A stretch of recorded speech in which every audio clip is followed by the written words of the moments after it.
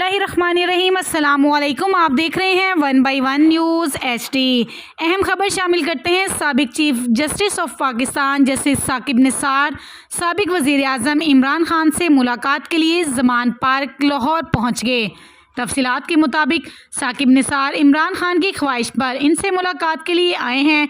इमरान खान ने साकिब निसार को कानूनी मशावरत के लिए बुलाया है। इमरान खान की साकिब निसार से वज़ीर आला पंजाब के हलफ से मुतल्लिक लाहौर हाई कोर्ट के फैसले पर भी बात होगी। लाहौर हाई कोर्ट ने कल तक गवर्नर को हल्फ लेने का हुक्म जारी कर दिया। एक बार फिर आपको अपडेट करते चले। साबिक chief justice of Pakistan justice Saqib Nisar साबिक वज़ीर आज़म इमरान खान से मुलाकात के लिए ज़मान पार्क लाहौर पहुँच गए। ज़राए का कहना है कि इमरान खान की साकिब निसार से वज़ीर आला पंजाब के हल्फ से मुतल्लिक लाहौर हाई कोर्ट के फैसले पर भी बात होगी। लाहौर हाई कोर्ट ने कल तक गवर्नर को हल्फ लेने का हुक्म जारी कर दिया।